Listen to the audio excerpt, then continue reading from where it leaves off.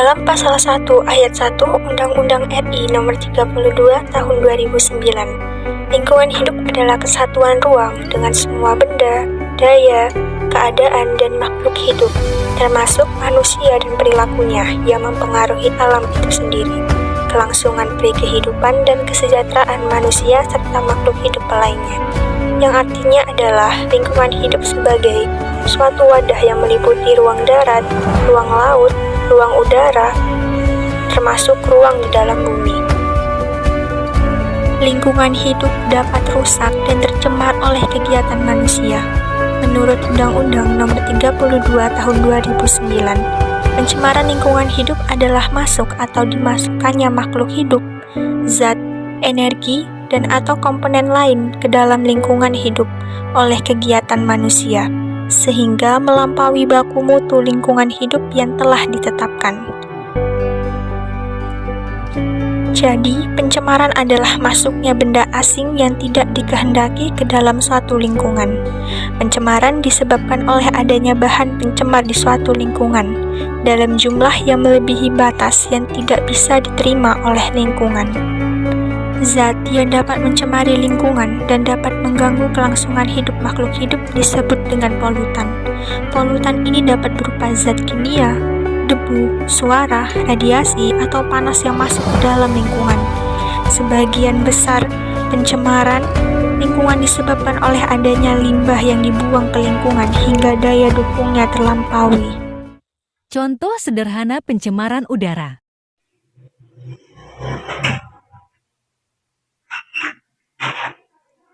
Mau buang sampah, sampahnya numpuk nih.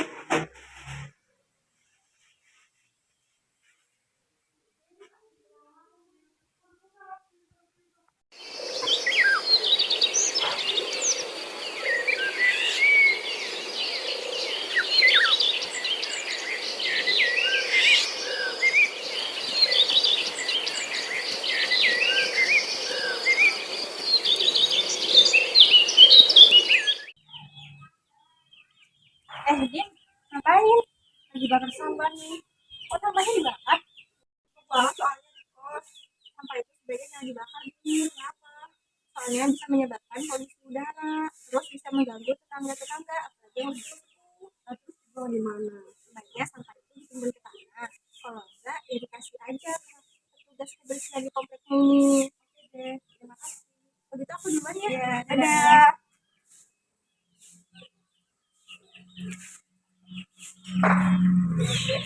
Bener juga ya apa kata Cynthia. Oke, aku mau mengirim sampahnya.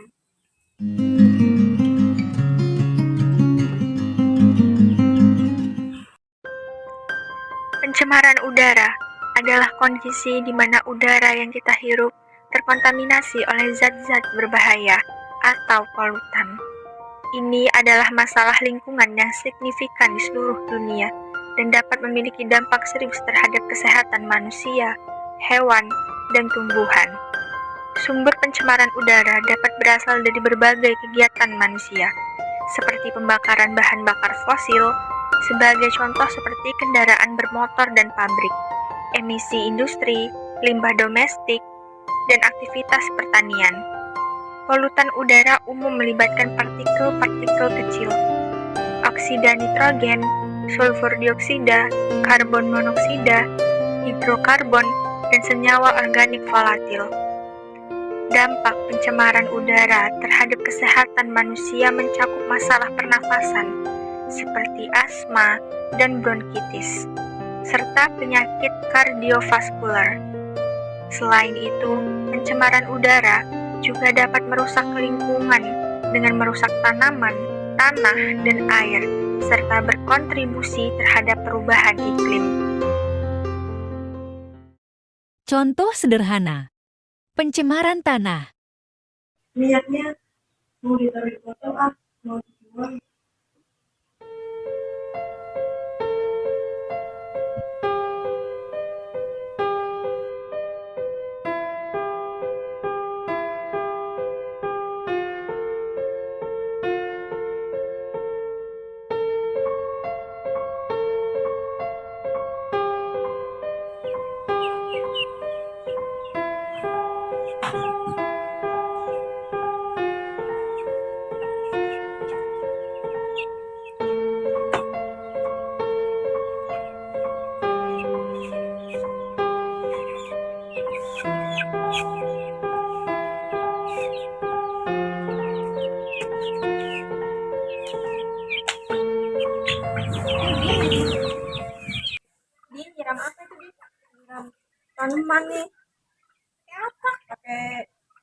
minyak bekas gorengan, minyak jelantah. Iya.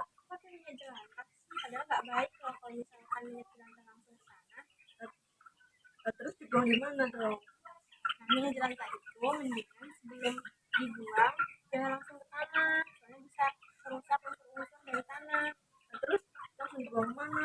Bisa dicampurin sama bahan-bahan baku dulu, misalnya kayak dicampurin ke ampas teh, itu baru dibuang. Udah deh. Jadi jangan kayak gitu lagi ya, Dim. Ya. Kita aku lanjut jalan lagi ya. Udah. Ya, Dadah. makasih ya. Dadah.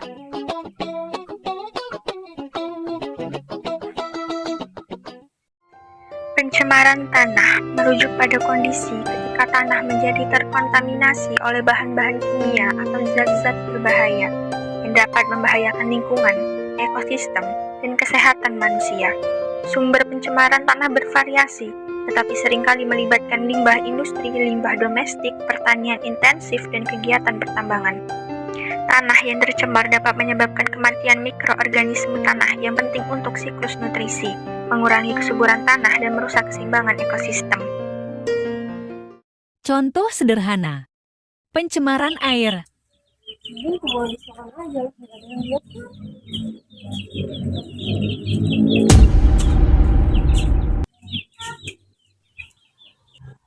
Nah itu buang apa tuh?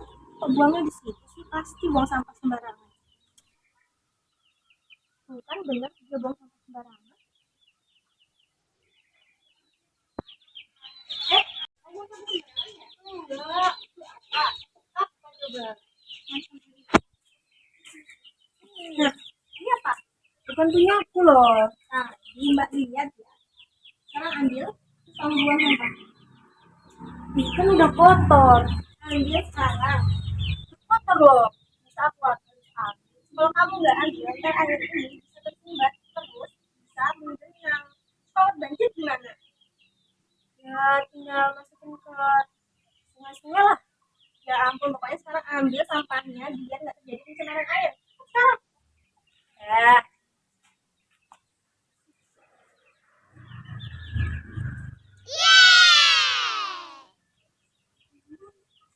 Buang tuh di tempat sampah.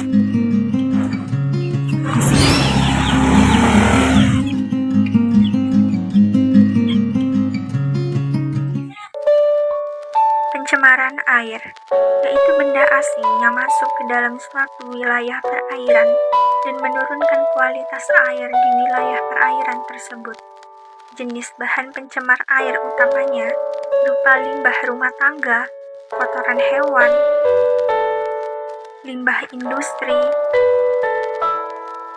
deterjen, plastik, pestisida, dan juga minyak.